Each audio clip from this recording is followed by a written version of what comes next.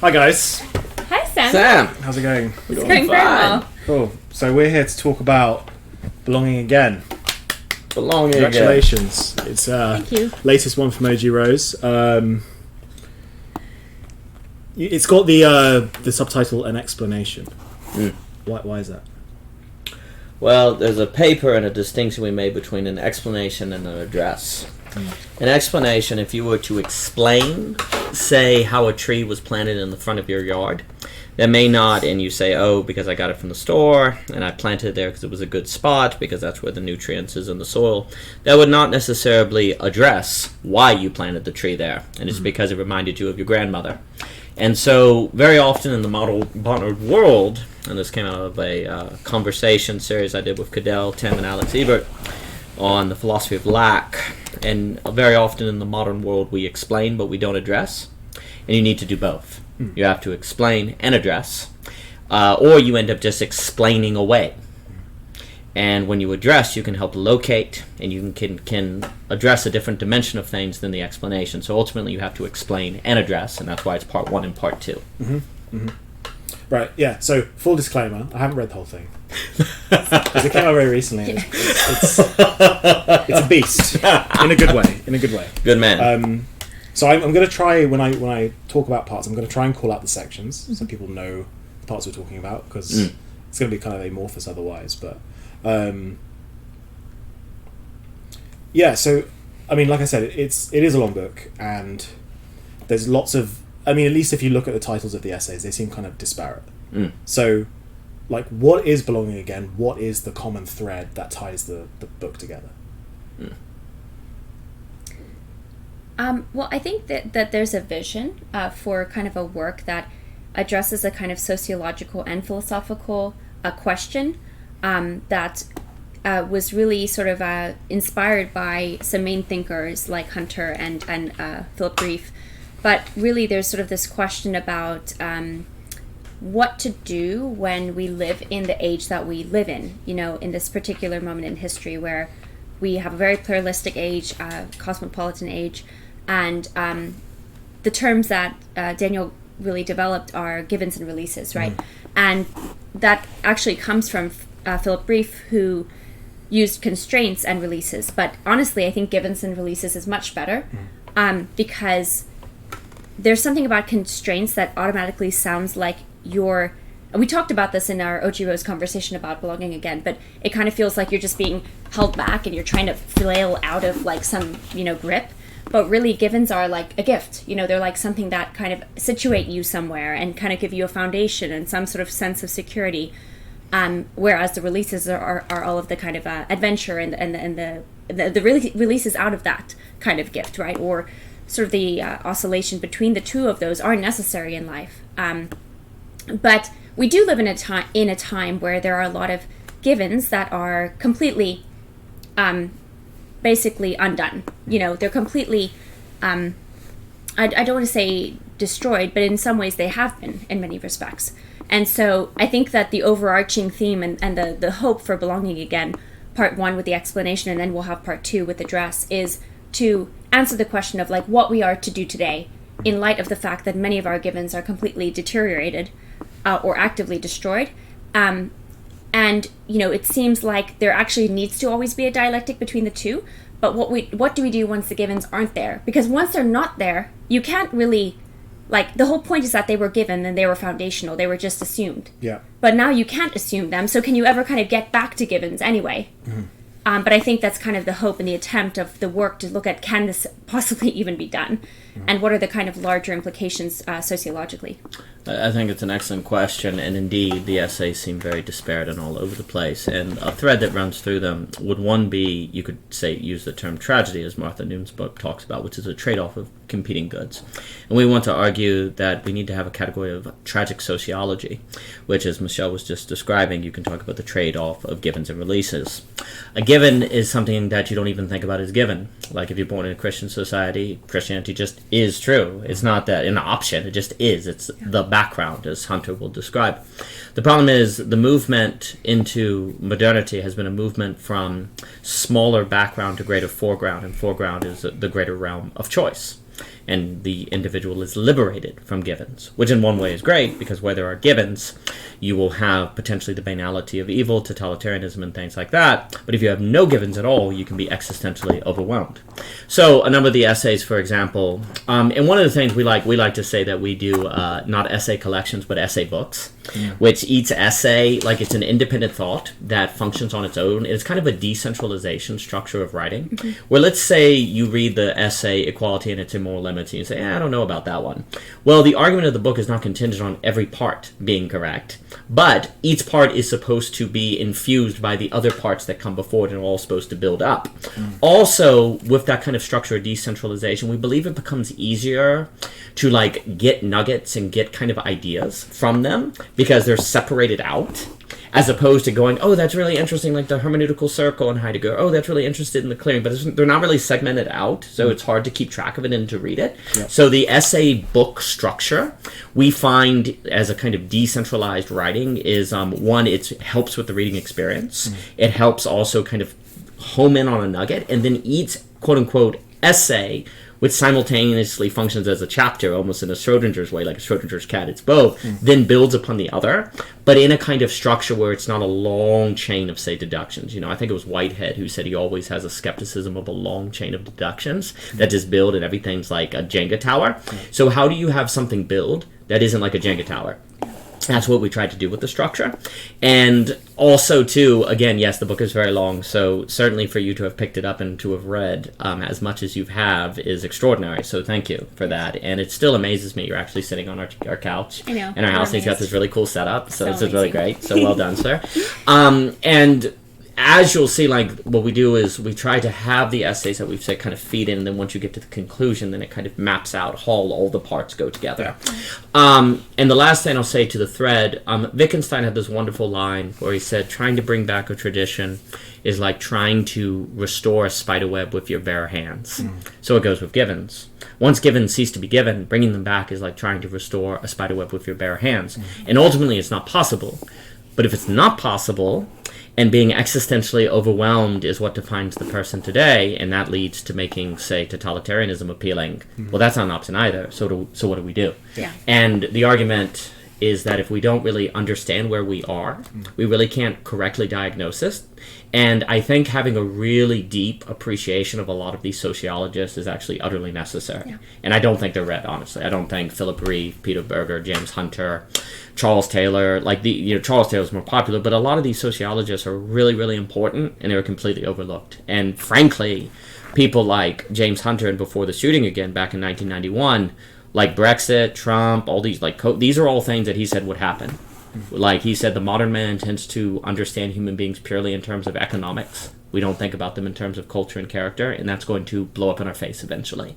And in fact, I don't think we've actually learned that lesson still. Like, we haven't centered on it and thought about it like we need to. And I think we must, if we're going to think what new social organizations and social mobility institutions, all these different things are going to look like today. Yeah. It's interesting. It's a much more mature way to look at a lot of the dichotomies, because, you have, the political left might be more chaotic and the political right might be more orderly, or you have, someone who's more ethically deontological and someone who's more consequential and that sort of stuff.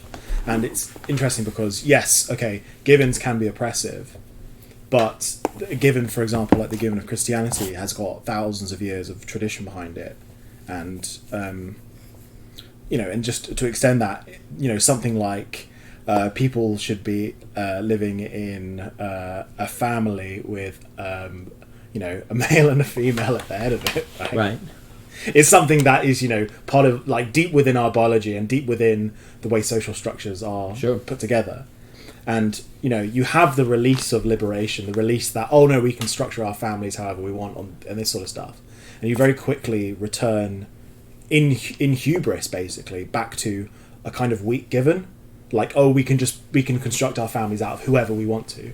Oh, we can structure our economy however we want to. We can kind of top down, get rid of this given of tradition, and just arbitrarily, like, create our own given. Right. And those givens are, like, often fall over quite easily. And I suppose this kind of brings us into the opening essay, which is the legitimization crisis of our lives, which, you know, like you said, is, you know, very heavily focused on Philip Reeve.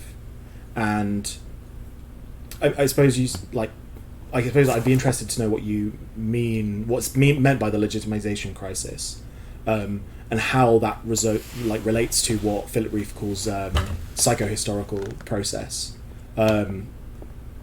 Yeah. Excellent question.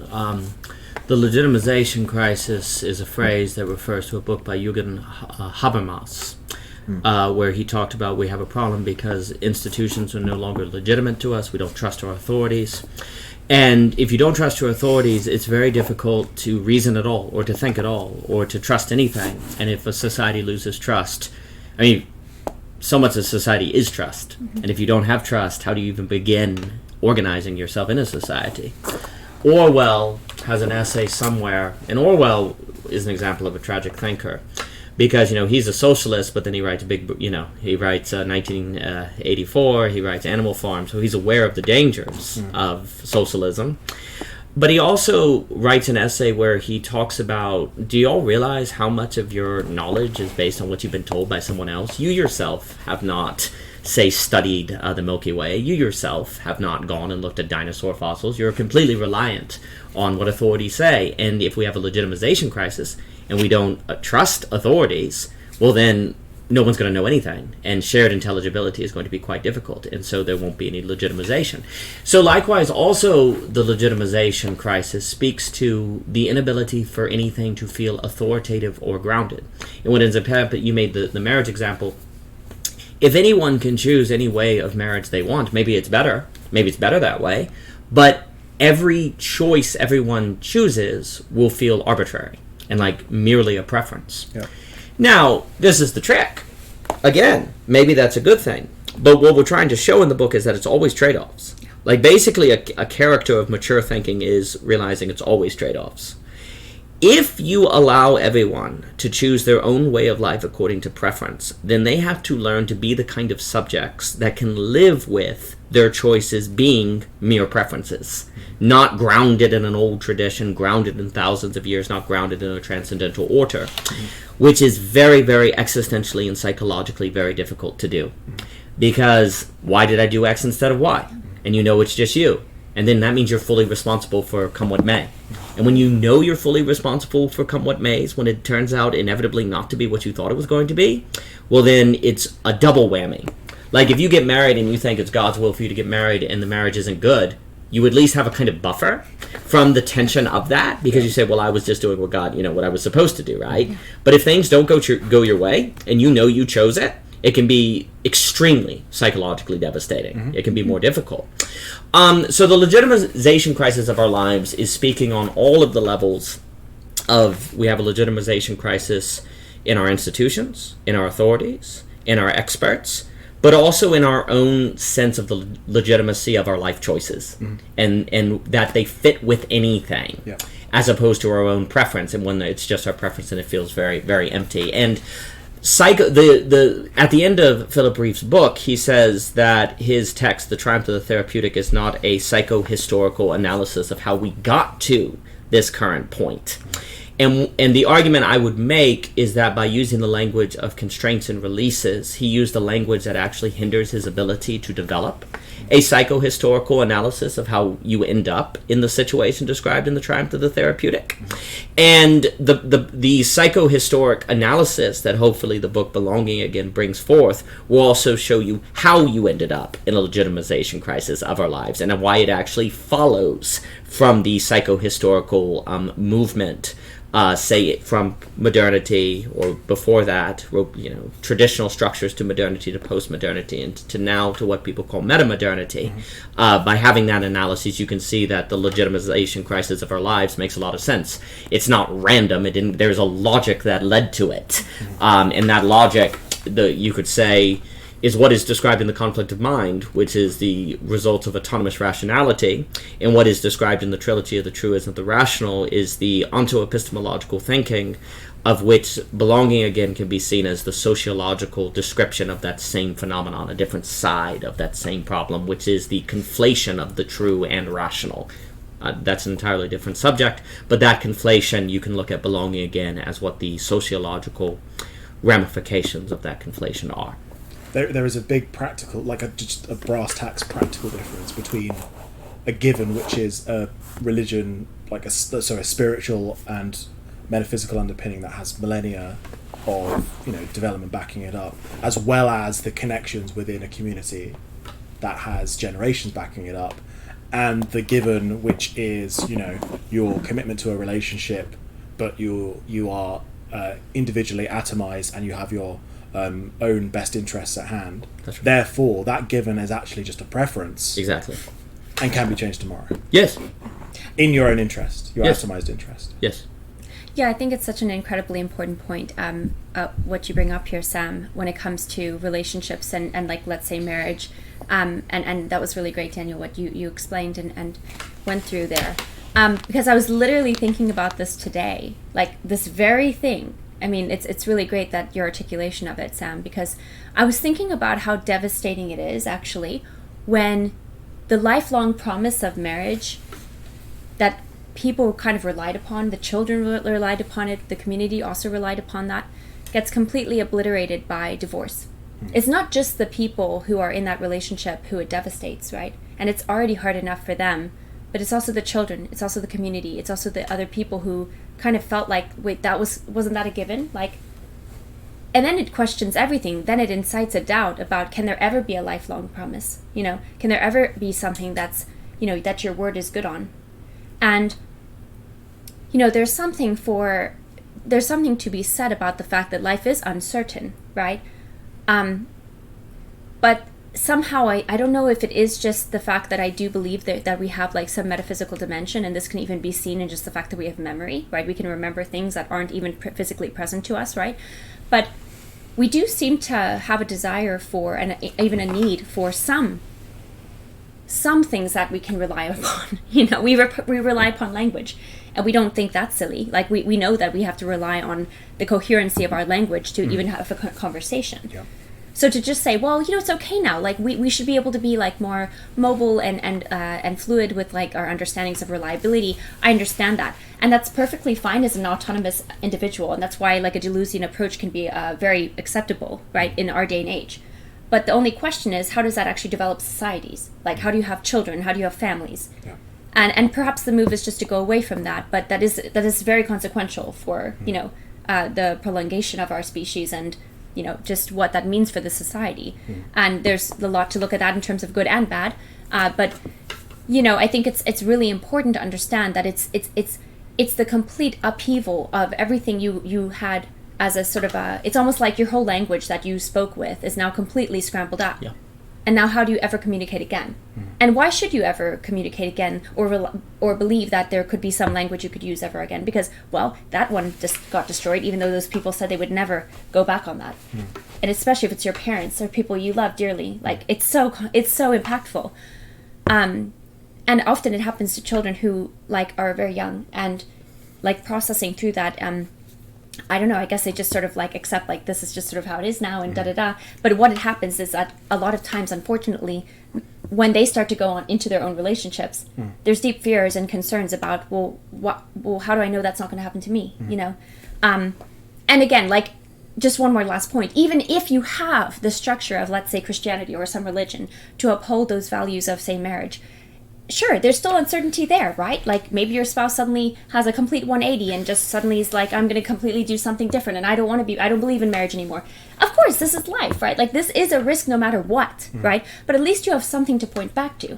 You can say, we made a promise on these grounds, on the grounds that this is a divine union and a symbol of God's union with his people. That's what marriage is. So, and yes, we can question if that's right or wrong or da-da-da-da-da. The point is that there's something to point back to say, hey, just to remind ourselves, we made this promise on these grounds. And if you don't have those grounds, what do you have? You have your words to each other, and maybe that is enough, but it's very difficult to substantiate that, especially when you've had your own, you've seen it be broken, right? Or you've seen it even if it's not your parents, but your friends' parents or your aunts and uncles or whatever, and I understand, there's risks on either side of the road. There can be something that can be problematic about dogmatic upholding of marriage and such things, where you don't allow divorce. I understand that, but there's something about the fact that there's trade-offs. There's going to be risks on either side of the equation, and often we don't consider the risks of making it completely unstigmatized and accessible, basically. Well, I think the example of language is interesting. There's the piece in Native Tongues and Native Worldviews that says when you speak English, you will always speak it differently than someone who's a non-native speaker who learns it. And likewise, a given you choose, you always relate to differently than someone for whom it's just given, right? It's like the problem of like a native language, you just always speak with a certain fluidity that is very difficult to ever get if you're not just born with it. If it just isn't just your language. So there is a real sense where the loss of givens is the loss of a kind of language. It's a loss of a shared intelligibility. Right. Now, it should be stressed, it was for a very good reason that the world has moved away from givens, because givens create that, it was given that you should be a Nazi. It's given that you're superior to minorities. It's given that you have the true religion, and anyone who doesn't believe it should, be destroyed, right? So givens, we moved away from givens in favor of the individual choice, because we saw the trauma that could be caused. But here's the problem. When people say they want belonging or they want meaning, like there's a lot of talk of the meaning crisis, and the book has the paper on the map crisis, which is to talk about all the different languages today, the legitimization crisis, the meta crisis, the meaning crisis, all these these different languages that kind of fray the conversation. But when people say they want belonging, they often don't realize that what they want is the very conditions that create the possibility of the banality of evil and Nazism, right? Well, they're like, no, we want to get that belonging and meaning and that roots without that risk. Well, you can't do that. So that either means you have to give up that dream, or you have to rethink the possibility of getting those roots, but in different terms. But what are those different terms? The book's going to talk about the Nietzschean child, the Deleuzian individual. It's going to talk about the absolute knower. It's going to talk about Jesus, like in the Grand Inquisitor, and these are all options we have to consider. But also, too, on your example that, like, if your parents were divorced, it's really difficult to get into a relationship because you know how everything can go to crap. Well, likewise, if you know societies can end up in totalitarianism, it's very difficult to create a social order that has really strong binds and commitments, because you know how that can end up in totalitarian society. So there's a certain sort of political and sociological trauma that people don't want to repeat, and for very good reason. Yeah. But they also want the things that is only possible within the conditions of that commitment, right? So you've got a problem there that has to be thought through. It's interesting because one thing that reading through this has made clear to me is that even those sort of ancient givens, they're not completely static. No. By nature of the fact that they're kind of living things and have been passed down. It's quite interesting. The language example is very interesting because, yeah, you're right, like a non-native speaker is always going to speak in a different way. But we know that people who integrate into a culture actually shape the language as yes. them. So, and I think that doesn't just apply to language. I think that applies to, Christianity is a good example as well, how that's changed over the years. And actually, in fact, to think of examples of legitimization crises is a good one is the Reformation. Absolutely. And the challenge to the Catholic Church. Yes. Yeah. And one thing you brought up in this essay at the beginning, and I did kind of want to get you to expand on this part, is that it's very clear that the legitimization crisis is not unique to our time. No. Like, this has happened in previous times. That's correct. People have lived through these sorts of things. But what you say is you think that the legitimization crises have spread. Yes. Can you explain what you mean by that? That's really good, because the legitimization crisis now has spread to an existential and personal and individual level and deeply communal, whereas before it might be the church, but it was not the question of if God existed, it was the question on if the Pope actually spoke on behalf of God. Now it's the existence of God, like it's a deeper legitimization crisis. Frankly, I will just comment quickly on that point, like we really do need to study the church history debates, the Protestant Reformation, Zieglerman, obviously, Luther, and different things. Because what you see in religion is always the tension of how do we change something that we argue is eternal without, in that act of changing, unveiling it's not eternal. That way of thinking is one of the hyper difficult moves of politics and movement and changing society. Like, how do you change the law? If it's the law and you change it, doesn't that unveil that the law is illegitimate? right? So this is one of the challenges, and lots of societies have come up with different answers by which to do that. You could look at the Catholic Church. You frankly can look at the American Constitution structure. You can look at the amendment process. You know, they always have to do this thing in law, and this is brought up in equality and its immoral limits.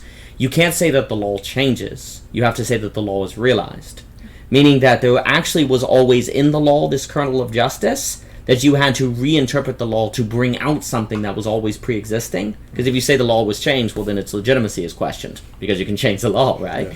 So there's this weird move whenever you're dealing with changing something that's authoritative, that it has to be flexible enough to be open, but not so flexible that then the authority is lost.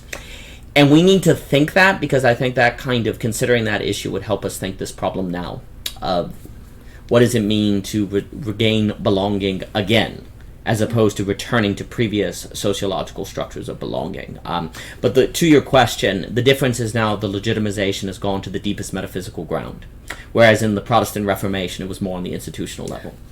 And I think, too, really quick to speak to that, we also have, you know, the internet. So, of course, it's going to be, like, a lot of these things are spread more widely because, you know, now we have so much more access to seeing things and seeing different ways of thinking about things than we ever did before. You know, at least, like, before legitimization crises occurred, but, you know, they were more contained, you know, for the most part. Now, they would have their ripple effects, of course, but now it's kind of like, you know, once it's on the internet, anyone who has the internet can see that, or, you know, can see this kind of new proposition or challenge to whatever it is. I want to say really quick, just to get back to something Daniel said about, like, how Givens, you know, always have this risk, and that's why people have moved away from them, you know, many times for good reasons. Just to speak to divorce really quick, you know, there were very many good reasons why it was starting to become unstigmatized, right? Like, there were ways in which it was, there were some abuses of it, right? For people not getting divorces. But I want to say that, you know, I think that it's also important to remember that Givens, I think, in and of themselves, not all of them, not always, but not always were they used this way, right? Certainly, unfortunately, they've been, like, sometimes usurped and manipulated. But Givens in their nature sometimes, I think, have this dialectical ability. Like, for example, let's just take the divorce example. Obviously, for cases of, like, abuse and infidelity, like, that, there were allowances for these things. You know, nobody's going to say you should stay in a like harmful situation and stay married just because, you know, well, you better stay married. You know, it's like, well, you could actually get a divorce on those grounds. There were very legitimate reasons why it would be actually better for you to get a divorce. So it's not. I think, like, that to me, that's really, really important to consider with the Givens of the past, because. Why I'm bringing that up is because a lot of times Givens were completely eradicated because there was a totalizing thinking about them, right? Oh, it's always wrong to do this. It's always right to do this. But we have to remember that type of, like, totalizing thinking actually speaks to what Daniel said about you know, things that we talk about a lot with autonomous rationality, where there's this sort of, you know, this kind of totalizing thinking about whatever it is, and that's often why Givens. You know, again, for good reasons, because even Givens themselves can be totalizing. That's the risk, right? But there is a way in which the reason why Givens are still important to consider and not just completely throw out is because, one, like I already mentioned with language, we do actually rely on Givens even if we recognize it or not. But also, Givens, I think, in being in their nature a type of gift, should always kind of be dialectical, and I think, like, with the example of divorces, you know, I'm not trying to say that, like, there's never a situation in which that would be right to do, or even to talk about some sort of judgment on that. It's more just the fact that there are things that we sort of, like, rely upon, and we take for granted those things, and when those things completely shatter or change, we are left in the wake of, like, knowing what to do now, like, or what to kind of how to make a decision and have that feel, like, legitimate or justified. So yeah, I just want to say that really quick too. Yeah, and I mean, again, marriage is a good example because there was a certain, you know, if you're physically abused, you can get a divorce, for example, and that not question the authority or grounding of marriage, right? Yeah. Like, there's a way to make exceptions without destroying the substance of the thing. Those are the kind of mechanisms you have to create. Where you have opening for flexibility, because if it's if it lacks flexibility entirely, it actually becomes brittle. Yeah. Ironically, and I'll also say just quickly on the other point, like, when you had the Protestant Reformation, for example, there was still an agreement on the legitimacy of the Bible, even if so there was a shared intelligibility there, which could sustain the disagreements on a level above it. Right? Today, it's all the way down. Often those disagreements were justified by quoting that intelligibility. Exactly. But we don't even. Another way to put it is we don't share the language of disagreement. Yeah. Like, we disagree and don't even agree that you're using a language that you should bring to the conversation. It's a disagreement. Another way, as Hunter says, it's in substantive democracy, which he says no one is doing today. That would be the ability to do. That would entail the ability to disagree on terms of first principles, which in most of human history, well, in all of human history, you haven't had to do, because even if there was a disagreement, we at least shared the first principles, and therefore we may disagree about what the Bible says, but we agree on the Bible. Now, you have to be able to debate and not even necessarily share the first principles of the other person. Well, how do you do that? What does that look like? That's quite a difficult undertaking. Yeah. I mean, speaking of disagreement, this might be a good time for me to kind of bring up the first thing I'd like to challenge you on. Nice. Yay. You say that once we've kind of drunk from the fountain of moral relativism, it doesn't appear there's going to be a way back, right? And I don't. It's strange because people do bring up the fact, like, oh, we live in such a morally relative time. But I think, and the internet's a great thing to flag up here, because it seems like we live in a hyper moral time. Oh, sure. Like, especially in the public space. People are, crucified on the internet and crucified by the news media and these sorts of things. So, do you agree with that notion, or like? No, I completely agree. The issue, maybe Hunter or Berger, that's that once you realize the problem of moral relativism and you're aware that people's thinking is relative to a sociological condition, you cannot go back. But the issue that Charles Taylor brings up, and that in Belonging Again, like section 35 or something, Charles Taylor in The Secular Age talks about the Nova effect. And what he argues is that there's a multiplication of religions now. Like, a lot of people thought secularism would be the end of religion, and Charles Taylor says, no, what we actually see is a multiplication of religious beliefs.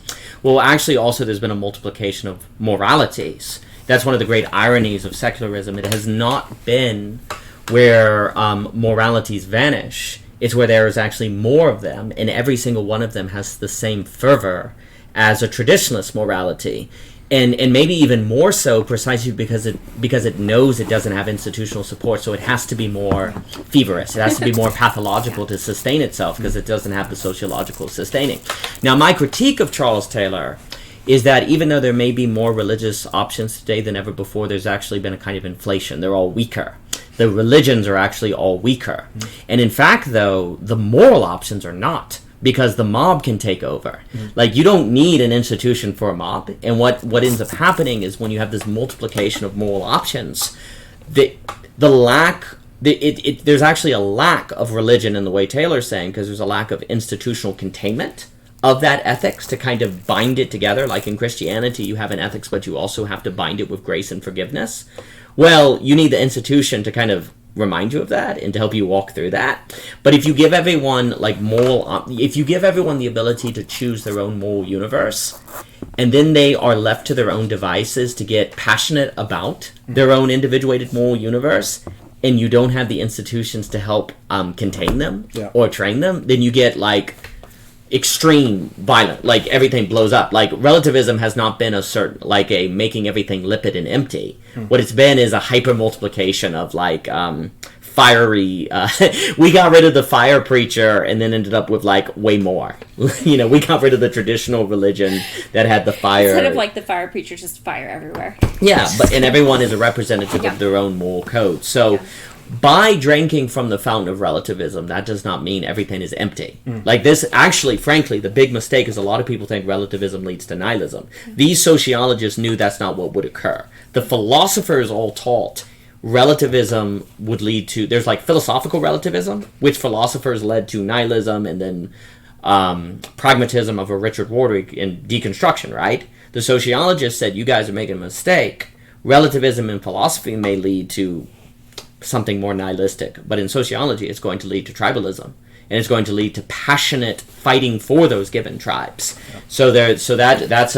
That's one of the mistakes the sociologists tried to kind of save us from, that the philosophers fell into. There's some stuff in that chapter I might come back to. Sure. With one of my later points, but I'm trying to connect together some threads here. Please. So I kind of wanted to move on to the trance of believability. Please. Which was interesting. I guess it's kind of a reflection on Wallace and Kierkegaard mainly, I would say. You kind of open by saying, there's a tension between, constructive irony and deconstructive irony, and constructive criticism and deconstructive criticism. How are those two things different? That's a great question. There's an irony that is defending you, and then there's an irony that forces you to see how the world is really like. Like, there's a kind of irony that's a distancing, where you're being ironic to protect yourself. And there's also an irony where you see the irony in things to deconstruct them so you don't have to take it seriously. And then there is the everything ultimately has an ironic tendency. Ultimately, there's tragedy. Ultimately, there's paradox. And we must think that.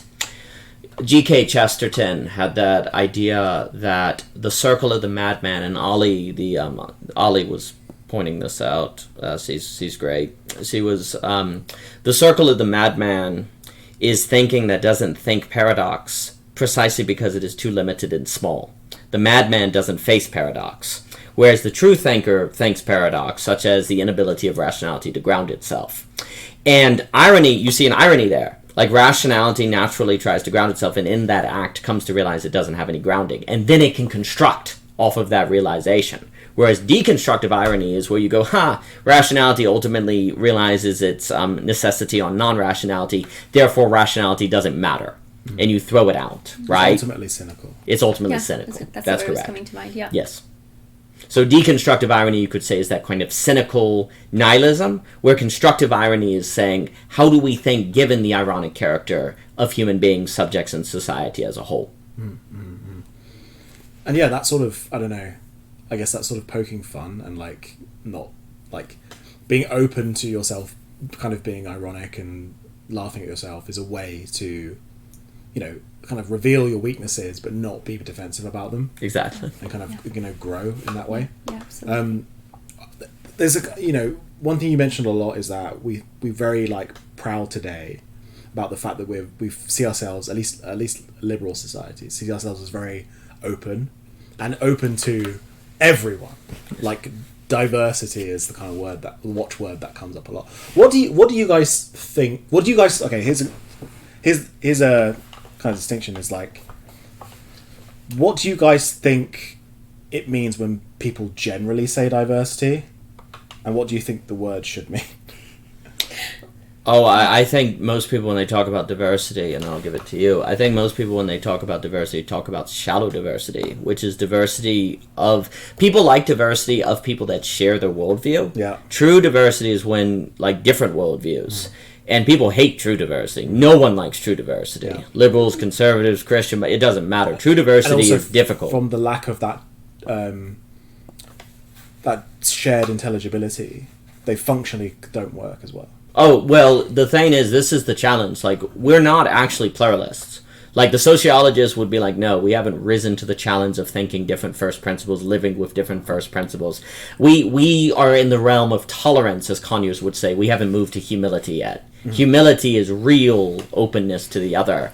But what we do is tolerate otherness. We don't actually humble ourselves before it and believe we can learn from other first principles. We just tolerate them until they...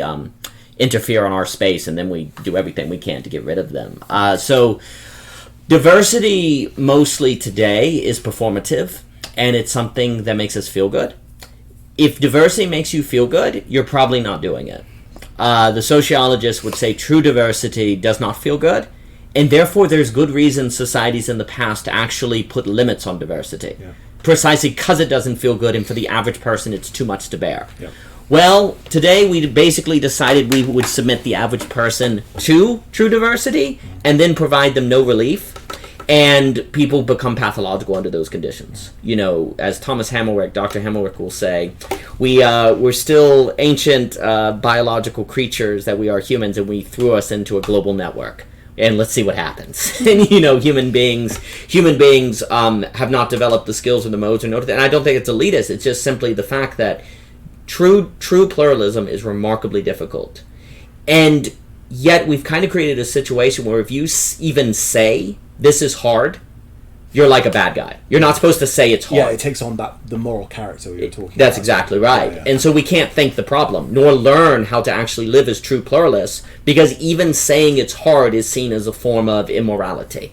And so the conversation, so you can't move to address. The slogan "diversity is our strength" comes from. To even deny that it's a strength in all cases is like the worst thing you can do. Absolutely. Yeah. Absolutely. And yet true diversity requires the realization that we can't be truly diverse all the way down. There is some point where the subject must commit to a worldview. They must commit to a way of life. They must commit to first principles. And that's unavoidable. Like, what you cannot avoid a real choice, as we'll talk about, a leap of faith, as Kierkegaard would say, a commitment to something that may, require your life in a Nietzschean sense, right? But if that's the case, then to be a true pluralist, it would require you to make a commitment to a first principle while simultaneously knowing other people have other first principles and you not being ripped into by that paradox. Yeah. That's what it would require to be a true pluralist. Literally and metaphorically. Yeah, absolutely. I was just going to say really quick on diversity. I think that unfortunately a lot of times that word becomes like what people think or what we're trying to go for with diversity is a pornographic diversity. Yeah. In the sense that it's like it's just about what it looks like. Yeah. Yes. And honestly, like that's why Daniel said it's a shallow diversity, right? It's not a deep diversity because it doesn't actually get into diversity of thought, even to think about the people who don't want diversity, right? Yeah. And I think we should have diversity, and I think that it's beautiful when it can be, multicultural and have multiple ethnicities. But the fact of the matter is we're kidding ourselves if we think that's the only diversity we should be like going for, or that somehow can satisfy true diversity. So I just wanted to bring that up really quick too. Well, diversity, in the same way that we say you have a right to an opinion, like you just kind of have an opinion, when really an opinion is something you have to work for.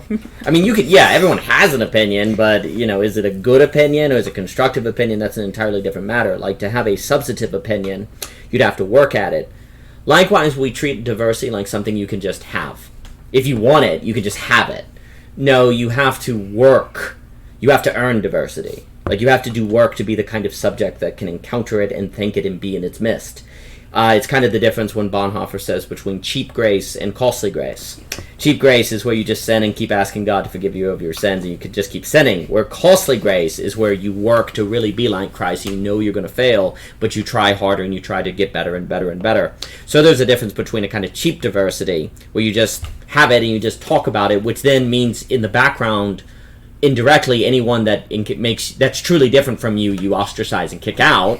So it's all performative. Costly diversity would require you to do that work that actually costs you and maybe is really hard on you to existentially come to terms with and psychologically come to terms with. And so we have not moved to the place yet of doing the work of costly diversity. And if you can do that work, I think it is a source of extraordinary beauty and creativity and possibility. But we're not doing that work because, one, if you even say you need to do that work, then you've committed a sin just by saying you need to do that work, so then the work is not done. Yeah. There's a hubris in thinking that, you can put any ingredients together and make a great meal. Exactly. But some ingredients work together and some don't. Yes, that's correct. You need to kind of work that out as well. Yeah, that's a good way to put it. And yet, a single ingredient would be terrible. Like, it wouldn't be a dish, right? Sure, so you need diversity. Like, everything in reality entails is a relation. There's relations in all ontology. There's a diversity, but it's not randomness. And there's a diversity of parts in a painting, but it makes a harmony. Mm-hmm. And it depends on the ordering and the structuring and how it goes together. But what we're doing is basically saying, we have many ingredients, so just throw them together and it'll be good. No, there has to be work. There has to be skill. There has to be working through it. I think that's a great metaphor. Yeah. It's like saying, a dish could be measured on the number of its ingredients, Like, the more ingredients, the better the dish, right? But that's not true. No. Sounds good, though. It's easy. It's an easy choice, right? Yeah. You say our critiques of relativism and believability can conceal a prideful closed-mindedness. That was quite an interesting like turn of phrase. Like, how does prideful closed-mindedness manifest itself substantively? It's a very good question. Part of it is when we talk about relativism, then what we end up doing is being closed to anything that strikes us as non-relative. Like if you say everything is relative, then you just said something that's not relative, right? Like there has to be something absolute, mainly everything is relative, right? And also if you say the open mind is good, then you're not open-minded about open-mindedness. Like there always has to be a smuggling in of the premise that you say you're against to give that premise substance. And so what can happen often is people will claim they're open to possibility and just so happen to define everything that's unlike them as immoral. And this is why the paper Equality and Its Immoral Limits is very important, because you in your mind, if murder is wrong and someone commits murder and you put them in jail, you're not against equality because they did something immoral. Right, so you can still in your mind say, I support equality with people, right? So immorality is a really dangerous notion because you then allow yourself to treat differently people who you see as immoral and yet still see yourself as favoring equality because they've disqualified themselves from your conversation. Like we don't want a society where people who murder someone are equal with people who don't murder someone, right? That would be a bad society, right? Yeah. So equality is always relative to what we believe is moral, but of course that's quite dangerous because then if I define relativism or say being open to diversity as moral, then anyone who is not open to diversity in the way that I think is moral, I can then start treating badly and yet still be a good person. Like, to close the point, the horror of racism is in the act of if you say African Americans are not human, then you're not a racist. Because they're not human, you can only be racist toward humans. So racism disqualifies the subject that you're a racist toward, and in that act makes you not a racist. So there's a concealment that occurs in the act. Right? So likewise, when you define someone as immoral, you then disqualify them from the moral calculus, and so then the way you treat them is no longer a problem. And so that happens with relativism in the closed-mindedness. Like, you being closed to the person who is not a relativist does not make you closed-minded because they're removed from the calculus relative to which your openness is defined. So you're safe, and that kind of secret closed-mindedness or mistreatment occurs quite regularly. Oh, I was just gonna say really quick, like that's all really good, and I just want to say then that's why, like, just to kind of link them up even more directly, like there, the problematic thing about racism is this kind of internally consistent system, right? Yes.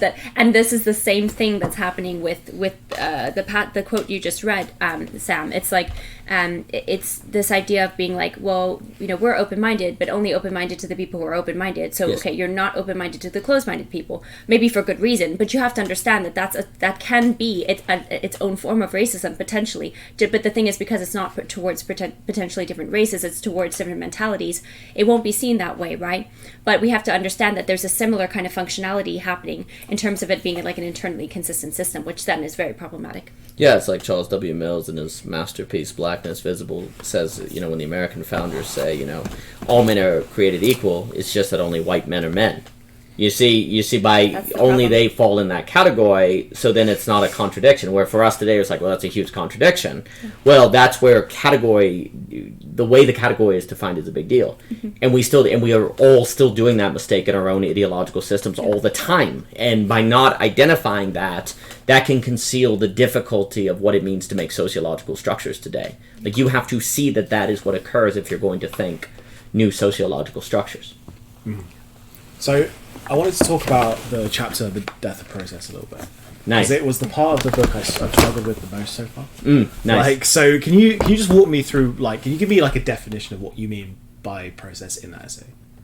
Excellent. A process would be a period by which you determine what values should be practiced or what should occur. So, for example, you have the judicial process where you say go through a court of law, you determine if you're innocent or if you're guilty, and then we would then say what is justice relative to the evidence. So if we go through, say you're on trial for murder, we go through the evidence, we say there's good reason to believe you didn't commit the murder, therefore it would be unjust to put you in jail. So justice would have us let you be free, right? So there's a process by which we would determine what's just and what is injustice, right? Well, today what's happened is people believe the processes themselves get in the way of justice. And yet if you need that very process to determine justice, then you have a problem.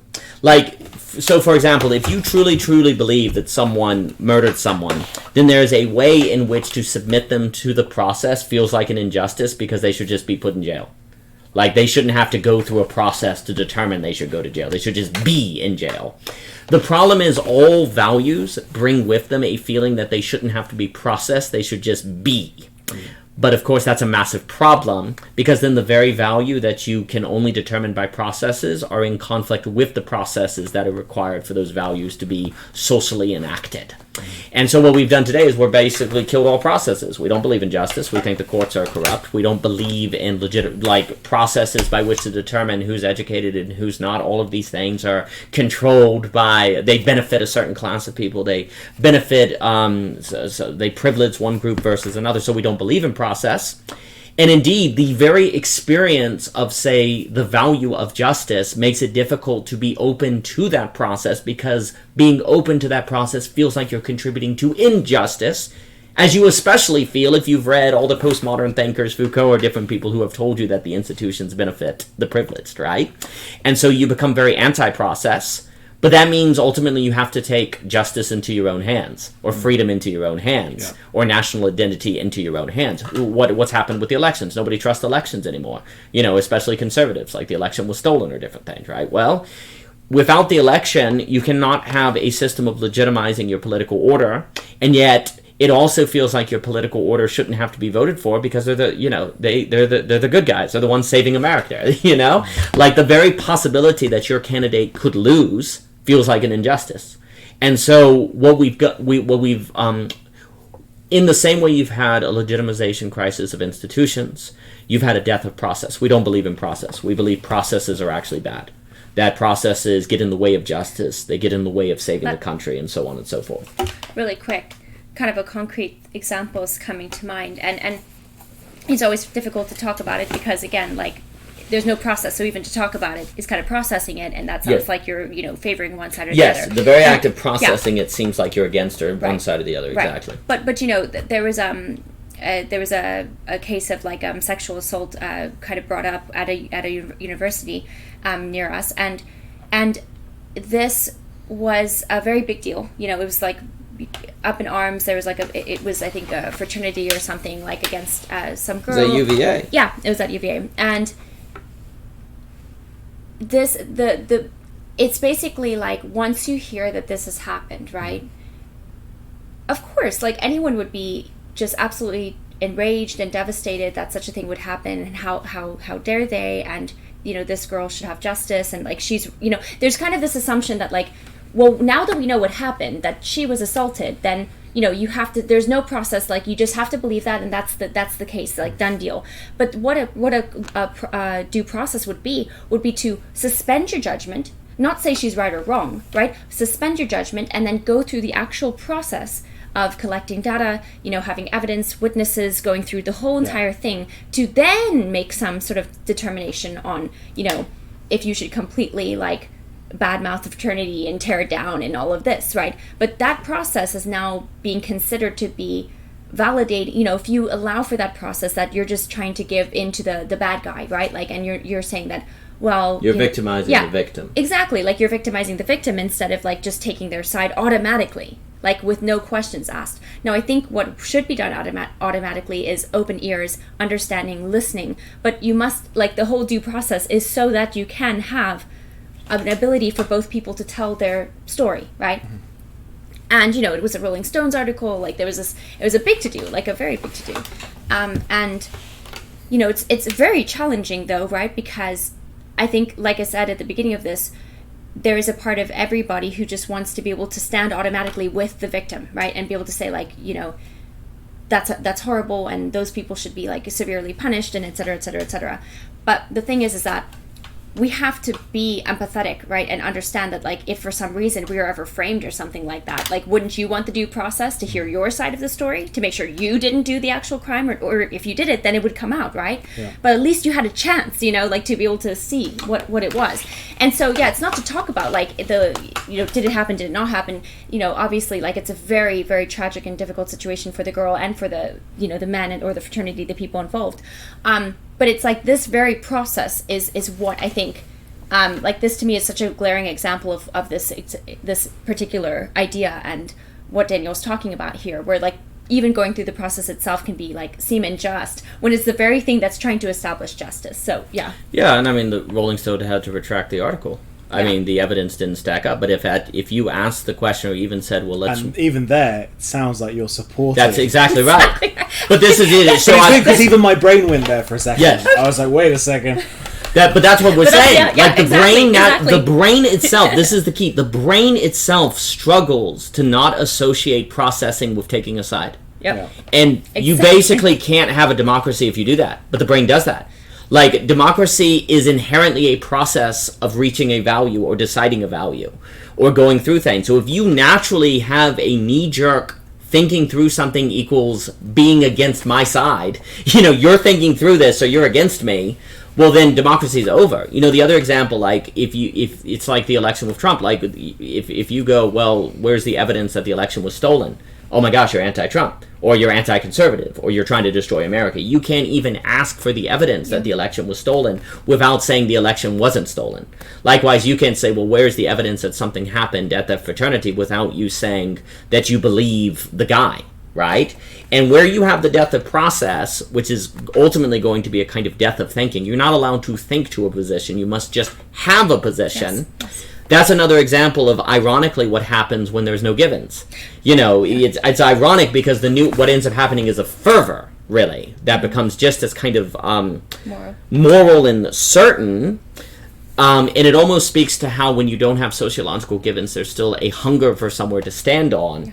But the kind of place you stand on is illegitimate. It becomes a value that isn't processed. And that's a contradiction or very dangerous. And one more thing, like, the other problematic thing about this is that as we get, like, especially with technology and that being more and more you know, rapid, and, like, AI and all of this, like, there's going to be more and more difficulty in people, like, even if they kind of, like, were like, okay, I see your point, we need process, okay.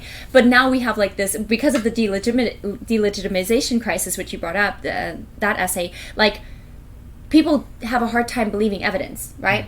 Because it's like, well, you've got this evidence, they've got this evidence, that expert said that, and that expert over there is saying the opposite. Like, there's this really difficult time in actually believing any evidence. And so it's almost like people are like, well, we gave that a try for, you know, a little bit, and, like, we're just going to go back to our, you know, fervor, you know, our fervor and our position, which you should have actually had at the beginning, because if you didn't, then, you know, you kind of were, like, you know, X, Y, or Z, you know, you whatever it is, right? Like, misogynist, or you were, like, you know, you're a fundamentalist, or you're this, or you're, you know, a zealot. And so it's really hard, because I think the evidence question, it shows, like, I mean, it's a simple kind of, like, look, just even the idea of a due process, like, this does rely on givens and the hope, right, that, like, people are being, like, honest. For example, you know, because if you have a trial, you have to kind of trust, and that's why people take an oath. Well, like, you take an oath on a Bible, like, all these things are kind of being completely, like, deconstructed and sort of questioned in terms of the legitimacy and their authority. So, like, you know, what do you know, how can you make sure that a person's, like, actually going to tell the truth, you know, like, and so it's just, what I mean to say is that it just kind of, to tie these things in together that we're talking about, there's something about this idea of, like, even evidence being questioned as well that makes it even more difficult to substantiate the process, the due process, but we do still need that process, so yeah. Well, ironically, just as a quick note, what ends up happening is that if there's no processing, then all you get is, like, citation wars, as came up with the net, which is not processing. It's like, well, my authority said this, and your authority said that. It seems like processing, but you're just throwing citations at one another. And and it's like, I'm right, and so there's no processing, there's no thinking, and if that occurs, then you don't have any chance at all of a substantive democracy, because that's only going to work if there's going to be processing the relation between the first principles. Mm-hmm. In that essay, you also say that only processes can reform themselves. Like, how do we reform corrupt processes? Well, that's the issue. Like, once you say, wait, process can be corrupt, well, then how do we trust them? Well, that becomes extraordinarily difficult as well when you don't have a shared intelligibility on what the grounds of trust should be. Like, you don't share my worldview, so I know processes can be corrupt, and you don't even think like me. Well, it's really hard to trust you then, following processes. That issue of the reforming of process or the reforming of institutions, we don't really believe in. So we don't trust them, and we don't use them, and we abandon them in different things. Well, I mean, I think you're quite right, Daniel. But like most people still, if they had some altercation or whatever, would like still call the cops, right? Like Sure. like people still, I think there's still kind of a, even if they say like there's a lot of questioning of it, there's still some reliance on it, right? And maybe we just kind of hold that as like a fantasy to hold the society together or something like that. Oh, sure. Well, we don't make sense. Like, that's the problem. Like, yeah. that's where we're in such a dangerous place. We're doing things that are paradoxical, and we deny that they're paradoxical. Yeah. Like, if you at least were knowledgeable, if you at least were aware that they're paradoxical, Yeah. then you could be the kind of subject that maybe lived with paradox, but that requires going through psychoanalytical, psychological, philosophical, and existential terms, when really what we do as human beings instead is we pretend like there's not a paradox there, and then when it becomes undeniable, it rears its head, we're not prepared for it, and we have a pathological response that makes us susceptible to totalitarianism and different things like that. But on the notion that processes can reform themselves, well, generally, like, if you have a court of law and you have a law that's a bad law, you have the possibility of the review of the law, changing of the law. Judges can, say, interpret the law in different ways, and you can change it. But that whole issue of reforming process goes back to what we were saying earlier, which is the extraordinarily complex societal dance of law changing without changing. It realizes, but it doesn't change. It was actually just becoming itself. Like, a society always has to feel like it's becoming itself, or it feels like it's arbitrary. Traditions, like, this is the thing. I do think that traditions and thousands of years came up with ways, like, societies came up with ways to do that, but they also brought with them certain baggages and like racism and xenophobia and different things that we don't want to be involved with anymore. But we remove them without knowing how to deal with that problem of reforming process without delegitimizing them, because it seems extraordinarily difficult to do that without tradition. Because at least if you can appeal to a tradition, you can say, the law was wrong now, but that error is eclipsed by thousands of years of it mostly being right. But if you don't appeal to tradition anymore, then how do you reform process without destroying process? It's very difficult. When is the right time for revolution? When is it time for a clean slate? Well, that's a tremendous question. There's a distinction between revolution, reform. So, generally speaking, in terms of history, you should never have a revolution unless you're willing to govern. If you're not willing to then create something after you win the revolution, you should never revolt. Also, you should never revolt unless you yourself have been in a position of power. It is very easy to critique the people in power, to think they're making wrong decisions if you've never done it. If you do it, and then you realize that whatever choice you make, someone's going to be pissed off at, you're dealing with a heavy psychological burden, then you don't understand the tragedy of leadership. And if you end up as a leader, you'll probably make things worse than as before. Now, to the question of when revolution is justified, that would get into the radical specifics of the situation and what's going on in different things. I think 9 out of 10 it's not justified because people are actually revolting in the name of a utopian vision. They're revolting in the name of bringing something about that's not possible. And people also tend to revolt out of anger as opposed to a kind of tragic sense. Like, if you, from a tragic sense where you revolt and say, yeah, we have to revolt, like this, that we have no choice. Yeah. That's a very different attitude from we're pissed off. Right. And so you have to, so there's a lot to that question. Which would be that deconstructive criticism we spoke about, as opposed to a constructive criticism. Absolutely. Yeah. Absolutely. So this is possibly like a first or second grade question. Those can be the best. The children often have the best questions. But like a lot of sort of political texts, the word democracy is just kind of thrown around in here. And like, when you say democracy and belonging again, what do you mean exactly? That's a good question. What is democracy in like the 21st century? Well, the book's going to argue it's failing, like, terribly, because we're not substantive democracy. Like, we are trying to do we are trying to do democracy in pluralism without it being a democracy of first principles. So it's a failure. It doesn't work. Because you cannot have... What ends up happening is democracy only works if you pretend like people aren't different. And that inevitably doesn't work because the people who are different feel smothered and they tend to revolt. They tend to come back. Well, one of the issues you find, like, I always think about it in writing, like, you can only write one paper at a time, and you have to kind of speak to a term to get to the place. Like, what Hegel will often do, for example, is he will follow a train of thought that sounds like he's totally for it, precisely get to the place where it shows that the concept cannot sustain itself on these terms. The book, when it talks about democracy, is not trying to say anything fancy. Democracy would be the will of the people involved in the political system in different things. We're not at this point now in democracy. Now in belonging again to, in the address, you have to talk about what is substantive democracy, what is voting in terms of story versus just premises, all these different things. But democracy today, democracy is not working because we are trying to do democracy like you could have done it in a society that shared intelligibility. Democracy between people who don't share first principles is a very different undertaking. And people don't... In every election, like in America now, every election feels like the world is at risk. If your guy doesn't win, the world tomorrow will be an entirely different place you won't recognize anymore. So every election feels like the end of the world to people. Because when people have different first principles, that's how it feels like. So how can you have substantive democracy, which is going to be the democracy of first principles and true pluralism? And, maybe it's not possible at all, right? We have to not romanticize it, but we have to look clearly at what the problem is. Yeah, you say where, like, a society where processes, like, justice isn't processed, use the word process, isn't democratic.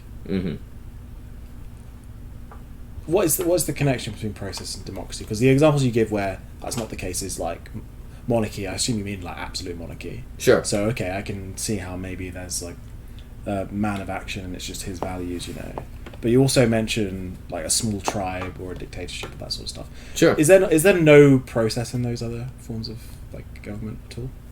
No, I don't mean to say that there's no processing at all. There's certainly a lot less processing. That's the virtue of it. Like, the very fact that you don't go through a process means you can, arguably, if you have a benevolent dictator, it can be more efficient. It can be more effective. And process always bears a risk, because you could process in a bad direction or end up with something bad. The problem with processes is, in fact, they can be corrupt. But processes always also create a feeling of legitimacy.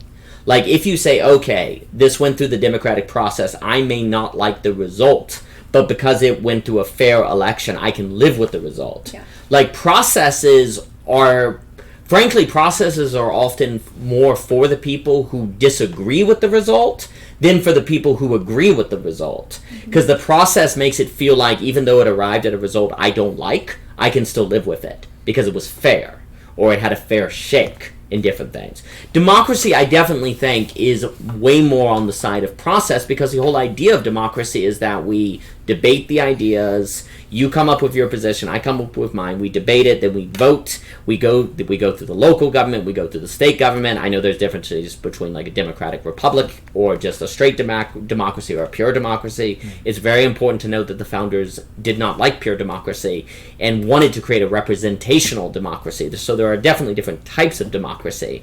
But you certainly, if you're going to have a death of process, are going to have a death of democracy.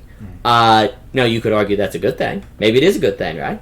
But a lot of people don't even realize that that is what's occurring. That's a lot of the problem. Like, people don't understand how one thing leads to the next. Like, if you're anti-process in all the ways we talked about, you can't also be pro-democracy, but a lot of people who are anti-process then talk all about the grandeurs of democracy, right, not realizing that that's a contradictory position. Well, they only want the process for their side. Yeah, exactly right. So a lot of belonging, again, the explanation is to point out those contradictory positions, logically contradictory positions, not in the Hegelian sense of contradiction, so that then we can say, okay, what do we actually want? What do we actually want? As opposed to think we want, but actually not want, because if you follow these positions, they cancel one another out. Yeah. So you did say, to kind of top off that essay, is power will be necessary, arguably, for if debates, process, and individuals cannot change one another due to associations and conflations that keep them from being able to reason together. Are there certain groups that will never be able to reason together? Well, I would have to know every single possible group to say they can't be. Sure. And indeed, that's completely possible. And so, but then again, I think it's almost dangerous to think that, because we're probably going to be real quick to say that people who disagree with us just happen to be one of those groups, right? There is a question of that very possibility, but if that group so existed, you would have to earn it. Like, it would have to be... it would actually still have to go through the process by which to determine that. And so I think that would still kind of fall within the kind of system structure that is described in that paper to determine if that group is such. So I wanted to move on to kind of the main part of the book, which is the belonging again chapter. Sure. Which is, it's a chapter in many, many, many, many parts. So again, like I said, this is kind of intended to be a primer, because I'm talking about the start of it, basically. Sure. I think that the main tension that you sort of bring up in Belonging Again is the tension between the fact that, people who have freedom tend to long for belonging and tradition, and people who have belonging and tradition tend to be feel stifled and long for freedom. Mm-hmm. Can you talk about that a bit? Well, that's well said, and that's a great point. It's definitely something that the book wants to consider. There is something about the fact that human nature is to just always assume that the grass is greener on the other side, so it's like, sure. I think that perhaps there's a way in which this is drawing attention to that, and to the fact that, often people on opposing, sort of lifestyles are going to look at the other and think like, oh, well, I'm longing for this, I'm longing for that. The thing is, I think the word itself, we talked a little bit about this in our OG Rose conversation on Belonging Again, but I do think it's important to think about the fact that the word belonging is indicative of the fact that we are, or, we will be longing. We're always going to have some sense of longing. No matter where we are, no matter what we're doing, no matter what lifestyle we have, or if we're in more givens or more releases or whatever. But I think that perhaps one of the benefits of understanding that and kind of engaging with the other side is to kind of possibly make one more able to situate themselves where they are, and understand that, it's not like it would necessarily be all better just to be on the doing the opposite of what I'm doing, or doing something different. So yeah, I think that it is an interesting thing that people tend to kind of there's this pendulum, and you kind of have the opposing sides kind of looking at each other thinking well, that's nice and that's nice or whatever, but sort of to understand how to, I don't know, it's I think it's less about the fact of being on the freedom side, or the more sort of traditional kind of given side of thing, or the releases side of the given side of thing. It's how do you understand that within yourself? That's why Daniel mentions the psychoanalytical and the psychological, the philosophical, even the theological, because there's something about the fact that you as a given subject in your own subjectivity have to learn how to navigate the dialectic within yourself, not simply just on even society's terms for what is the givens and releases, because those are going to be those are shifting radically, and in very there's a multiplicity of that, but there's sort of a way in which it brings it kind of back to in our own subjectivity, sort of understanding how to work through ourselves and with ourselves so that we aren't just always kind of idealizing the other side, which then often kind of gets us into the place where we're sort of just either smashing things down or trying to create things without actually thinking about the cost of that building or whatever. So yeah, I think that's important, and definitely something that we want to frame and sort of look at with Belonging Again. But yeah, the human being is going to do everything in their power to avoid facing the reality of tragedy. which is that ultimately it comes down to trade-offs. Like, we will do everything in our power to believe that reality is a structure of problems and solutions, not trade-offs. And so if our life is hard and we have a traditional structure, then we want to believe that the solution is leaving the traditional structure. If we don't have a traditional structure and we're more quote-unquote free and we're not happy or there's problems, then we naturally will want to believe that the solution is going back to a traditional structure.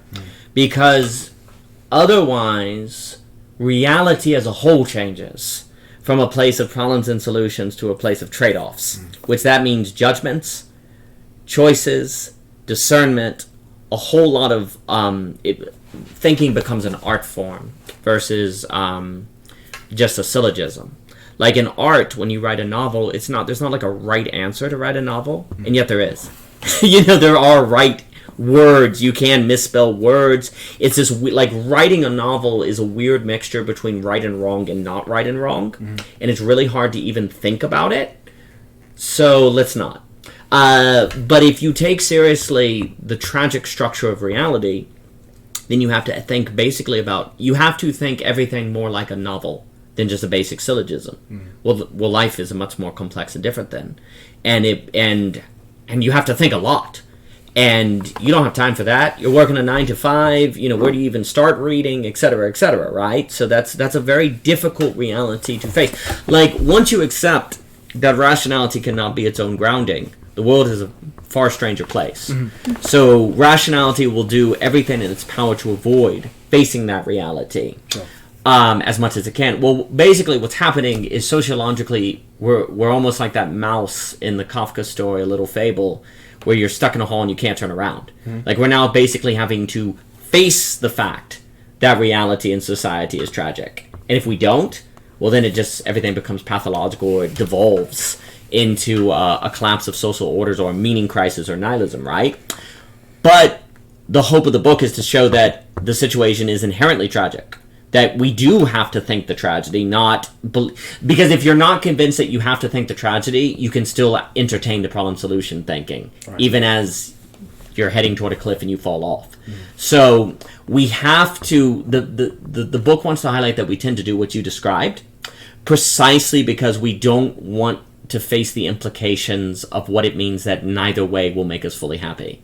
It means the world's entirely different than what we think. So Hannah Arendt is central to Belonging Again. Yes. And with her, description of the banality of evil forming one of the main things to be kind of avoided, basically. What's your reading of Hannah Arendt in this? I think the banality of evil. There's an essay that was written that it's, I think, section 2 that we'll talk about. The banality of evil does not mean evil is boring, or that evil is powerless. The point that Hannah Arendt is going with the banality of evil is that true evil has to be every day. It has to just be something you do, like going to work. Like, it's not like evil can't be evil, in a sense. Like, evil just has to be part of your routine. Like Eichmann talked about, Eichmann was like, I didn't do anything wrong. I followed orders. I just did my job. I didn't do anything wrong. Like, that's what Hannah Arendt was like, what the heck? Like, he did not think of what he was doing as evil. He thought he was, frankly, being a good Kantian. And the evil of the Holocaust was part of everydayness. In the same way that racism, I think very often when they talk about, like, systemic racism, for example, they're talking about racism as everydayness. It's just part of the everyday that whites go here, blacks go there. Whites have this way of life, blacks are slaves. Like, it's everyday. It's just part of the givenness of the world. Well, the givenness is what we're saying that people need in order to have existential stability, but that very givenness runs the risk of creating a banality of evil situation. So the key to I think calling it the banality of evil may have been unfortunate, because we think of banal as boring. It's a bad translation from German. Yeah, arguably it could. I don't know I don't know the German, but I think if you called it the everydayness of evil, that would get closer. Quotidian evil or something. Yeah, even the givenness of evil. I mean, that would get closer at what it's getting at. Yeah, and Baudrillard has the concept of the transparency of evil, where it's really not so much like, we always think that we'd be able to see, like, that we'd be able to just automatically know evil when we saw it, right? But the whole point that Hannah Arendt, so brilliantly discusses is that No, it's the thing that all of you would be participating in without even question. Yeah, that's right. And that's terrifying, though, right? Because we like to think we would know, right? Like, we would know. We would never do something like that, right? Yeah, that's right. Yeah. And that's what can be so destabilizing about it. Now, one could say, like, if maybe you just took the time to sort of, like, think about if the givens are things you actually believe in or not. You know, it's not to throw out the givens, it's just to be more thoughtful about them or something like that. To be like, well, wait a second, what exactly am I being asked to do again? Like, what is that? Oh, wait, that's what I'm doing? Like, then you perhaps then it would strike you as evil, like, you would be horrified, like, oh my gosh, what have I done? You know, but there is something about this human capacity, and it's not like this is very difficult for us. We seem to just be able to do these things that are just, you know, again, like Daniel said, part of the routine, the quotidian, that end up being, like, actually rather horrific. And then it's like, oh my gosh, how did I possibly, like, contribute to some sort of systematic injustice or evil? So yeah. You say that the kind of the lubricant of evil is the kind of belonging of community and character, and I think that's true. I think that what you were saying there was a good distinction, and I think that you could probably summarize it by saying that like, true evil, it goes unchallenged. Yeah. Isn't affected by process, for example. Yeah. When something is actually challenged, even if it does, you know, happen, that's just injustice, right?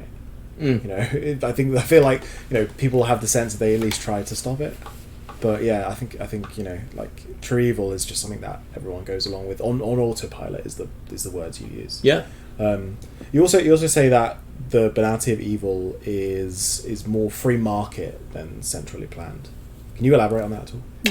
Yeah, because what is sorry, just jump in again. So most people assume, like, with, you know, that there's an order from the top that makes things like genocide and that sort of stuff happen. So I'm just interested what you mean. No, that's very good, because unfortunately, like, we tend to think that the great evils are where someone on the top tells people to do something. Yeah. But that doesn't tend to be what occurred. Like, that it seems that way when Hitler says do X, Y, and Z. It seems like it's totalitarian. But the only reason people listen to that guy is because of the shared background that they have emergently followed on their own. Like, when, like, everydayness becomes a routine, you just go through, not because you're being forced to, but because it's your everyday routine. It is more free market. It is more on the side of emergent behavior.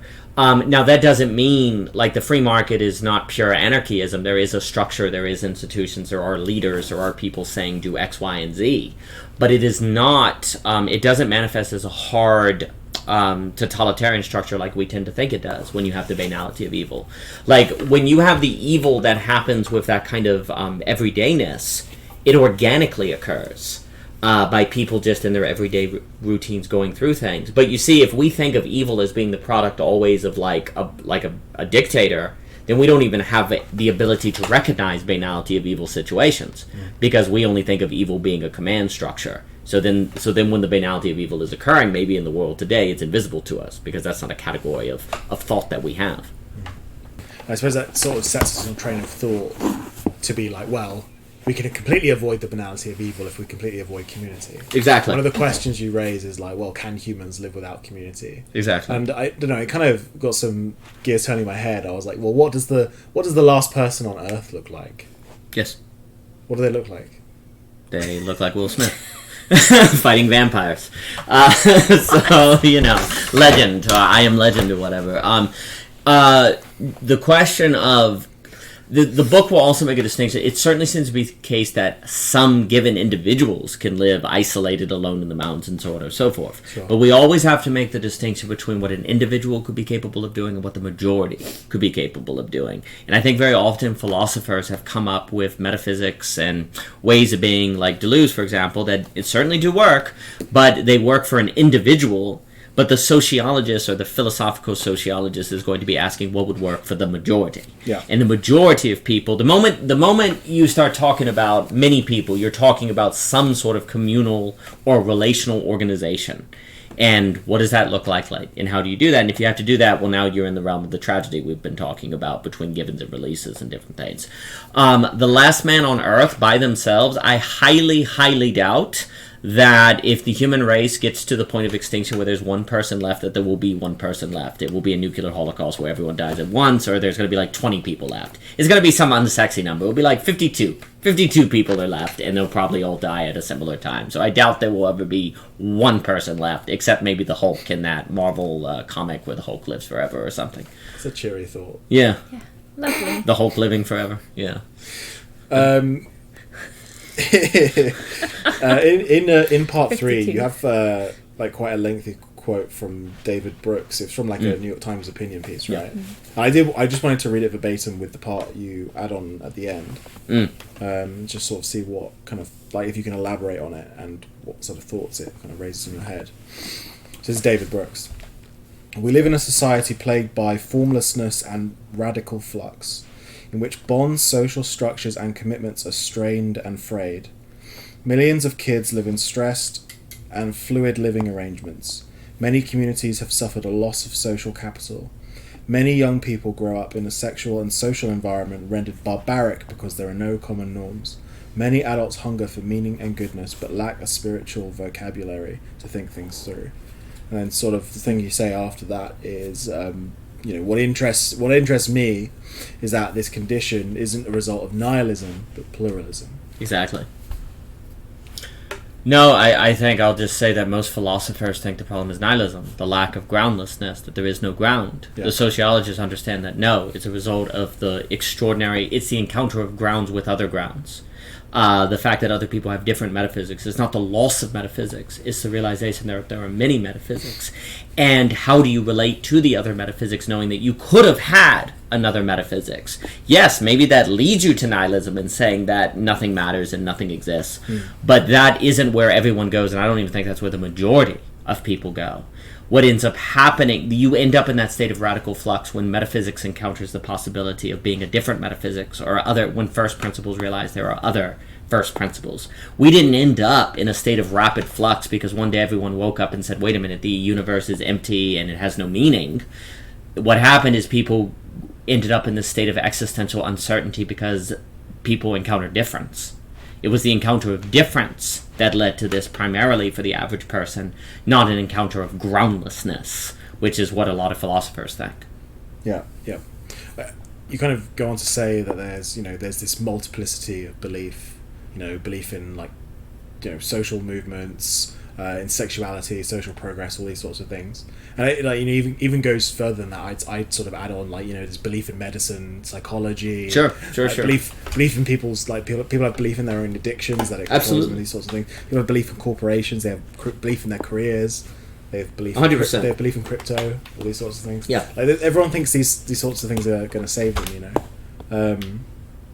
You go on. You talk about Bonhoeffer as well. Who's not someone I'd come across before, so that's quite interesting. You bring up something you call it the Bonhoeffer-Hitler dialectic. Absolutely. And so, can you kind of describe what you mean by that? The conditions that make Hitler possible are also the conditions that make Bonhoeffer possible, or like a Thomas More or something with character. The conditions that make character possible are also the conditions that make possible great evil, like a Hitler. And we want character, we want the conditions of the heroic, but we don't want the conditions that make possible someone like a Hitler or some of the great evil, but you actually can't get one without the other. So then the book is going to explore, maybe Bonhoeffer isn't worth the risk of Hitler, right? Maybe character isn't worth the risk of people developing a character where they do completely terrible things, or that character is defined in terms of being a Nazi or something, right? Mm-hmm. So what we don't tend to appreciate is that the very conditions that make character possible are also the conditions that make great evil possible. Mm-hmm. We think we can get one without the other, but you can't. Unless you negate sublate, that's what the second half of the book talks, unless there's some negation sublation possibility that has to be explored. And that gets us into the Nietzschean child, absolute knowing, Deleuzian, Deleuze, etc., so forth. Mm-hmm. Mm-hmm. It's quite interesting you bring up the subject of the Cold War and there being a nuclear deterrent. And in a lot of ways you say that now we have a combination of a debt deterrence and a too big to fail deterrence for the banality of evil. How solid do you think that is, though? Because I think that if push comes to shove, people would succumb to the banality of evil to protect their mortgages and things like that. Oh, well, that's what we're going to find out. And the question is, can that occur without leading to a breakdown of the global order and leading to World War III? Mm-hmm. Like, that's the question. I mean, we easily, when it says that it's too big to fail, basically, it's kind of like happening, right? With Duginism and Ukraine and different things. And the question is, will that lead to World War III? Sure, you could have the debt bubble blow up. It's not saying that that's impossible, but the whole strategy basically is what we've done is we've said the conditions of making belonging possible are too dangerous to let happen. The issue is people still want them, and so they're pushing us in that direction. So, the argument is not there saying it can't happen. It's saying that the logic to protect us from the implications of it is to make it too dangerous. And arguably it is too dangerous, but if we accept that premise, then we've got to do something else. Right? And that's what we're not thinking. We're not thinking we have to do something else. We're thinking we can ignore what these sociologists have taught us, or that we can just go back to past givens. Neither of those are on the table, so we have to think something different. So you're quite clear that this is a part one, it's an explanation. Yes. But despite that, what do you want people to come away from this book with? That's a great question. One, it would be precisely to see reality as tragic, trade-off of competing goods. Two, to realize that there is, in terms of sociology, this very, very pressing tension between givens and releases that has to be thought seriously. And if today the new given is release itself, the individual subject's ability to choose the own character of their own subjectivity, then they have to be the kind of person that can handle the negativity that comes with that. And that's very, very intense. I think also I would like to change the conversation where everyone's talking a lot today. Like, I have a lot of respect for Vervaeke and the meaning crisis and thinking about, a lot of the mental health crisis as a result of people not having meaning. I think that's part of it, but meaning and belonging are not necessarily the same. And I think a lot of the mental health problems are a result of the sociological condition that people find themselves in, that they can't situate themselves in. And that talk about meaning won't necessarily address that, because meaning can just be individuated. It can just be an individual undertaking or endeavor. So I certainly would want to bring major awareness to these sociological thinkers, and I would really want a lot of the philosophers, say, in the liminal web communities to read these thinkers and to know these thinkers. Because right now, a lot of people are looking for ways to deal with, say, the mental health crisis, turning to philosophers or turning to philosophical thinkers, and that's a necessary part of the conversation. But there's also this entire robust resource of sociological philosophers and tragic sociological philosophers and tragic sociologists that must be part of our thinking, or our thinking's not going to be useful. It's going to be off. I think anyone sort of tuned into this would, kind of like to know what thinkers are going to be in part two, because that'll probably tell us a lot about the content of part two as well. It's a great question. The second half of the essay on belonging, again, talks a whole lot after, I guess, like starting really section 40 through 50, is going to have a lot to do to frame it to, we have to think Hegel, Deleuze, Nietzsche, Jesus. Those are going to kind of be the four that are in a major conversation together. And it also is going to have a lot to do with economics. It's going to be thinking about new pricing mechanisms. It's going to be thinking in terms of, like, we talked about family, sexuality, things of these nature have to really be thought. But all of those thinkers are individuals of whom make the given of the subject their very choice. Their very choice in their subjectivity, and looking to sacrifice themselves for other in that subjectivity so they can have shared intelligibility with others. So there's going to be talking the possibility of absolute communities of absolute knowing, things like that. And that's all brought up in that book. Book one talks about all those people and then says, these are the stakes, these are the things we need to think, and what we'll have to get into to go into the address. Mm-hmm. Yeah, so I hope that serves as like a primer to the book. Is there anything you kind of want to add for people as a primer, maybe to be the final convincing thing to make them go and buy it, but also, like, where can they buy it? That's excellent. Amazon. You can find it on Amazon. You can find it. ogrose.com has links to it. I think you asked tremendous questions. I really like what you asked. I really like the direction you took the conversation. I think you covered a lot of things. I think that getting an opportunity to actually get into some of those earlier essays is really nice, because they're all part of the conversation. Like the process, the death of process is huge. for the conversation, like The Death of Skepticism, the paper on trust, because we have to understand what trust is. Like, if Fukuyama, he has that whole book on trust where he basically says society is trust, well, we better freaking know what trust is. Like, there's the paper on meta-mentality where if you give it a givens and everyone's stuck thinking, like, I think, you think, because I don't know what you're thinking, I never do. But if there's a shared intelligibility of, like, Christianity, then I can have, like, a range of what you're thinking. But now we find ourselves all thinking what they're thinking, that they think we're thinking, that we think they're thinking. It's called meta-mentality. This really comes out in romance today. Mm-hmm. It's quite miserable, but it's a product of the sociological condition as well. Mm-hmm. Then you have the map crisis, then you have the big one on you have the equality and its immoral limits.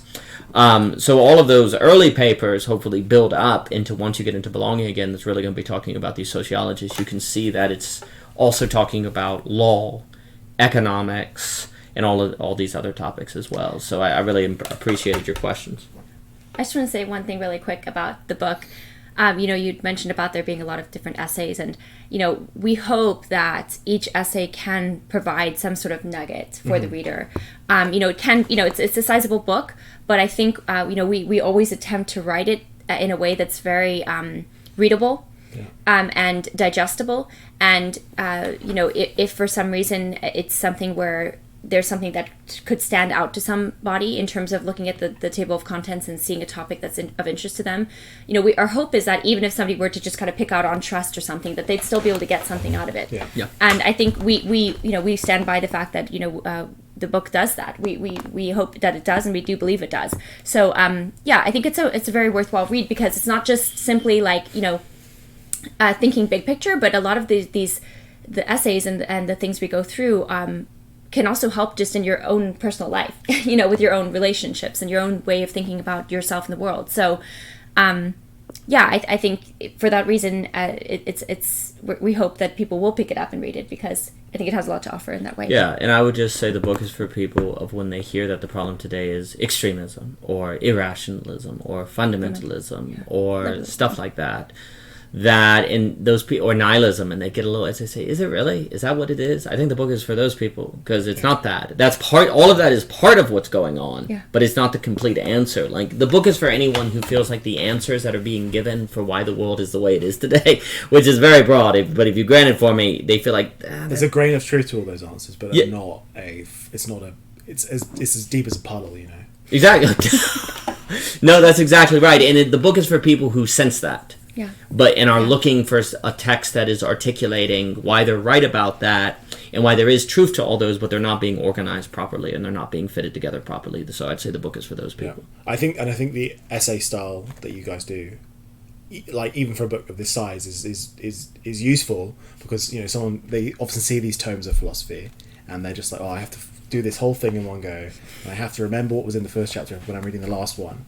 But even what I've read so far, on your guys' online platforms, but also what I've read of the book so far, you can get something from just reading one of the essays, or even just one of the sections of Belonging Again. Yes. You do enough of the extra scholarship on the thinkers we've talked about that you get like a nugget of information from your readings of these thinkers. So I think it's a really good structure. Thank you. Well, thank you, sir. Sal. Yeah, we call it the essay book. The essay book. Yeah, it's good. We appreciate Mr. Bone. We've enjoyed the conversation, and thank you so much. We've enjoyed it very much, and indeed, we certainly hope that anyone who reads the book, it provides, a kind of hook almost, which they can hang their hat on. Like they say, they can hang their it's like, okay, this provides like a framework by which I can think about what's happening in the world today and what's going on.